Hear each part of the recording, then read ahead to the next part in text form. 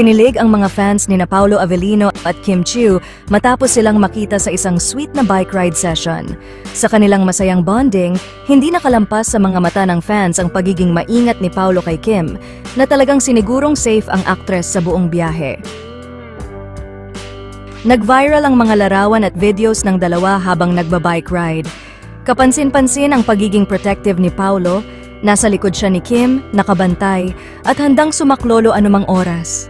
Dahil dito, kinilig ang mga netizens, lalo na ang mga tagahanga ng tambalan nilang dalawa. Couple ride goals, ani ng isang fan sa social media. Marami ang nagkomento na tila para silang magkasintahan dahil sa chemistry nila at kung paano inaalagaan ni Paolo si Kim. Kahit hindi pa kumpirmadong may relasyon ang dalawa, hindi napigilan ng mga fans na maghinala at sa posibilidad. Mukhang ang kanilang close friendship ay nagiging mas malapit pa sa mga ganitong bonding activities. Abangan natin kung ano pa ang susunod nilang gagawin na siguradong kikiligin ang kanilang mga taga-subaybay.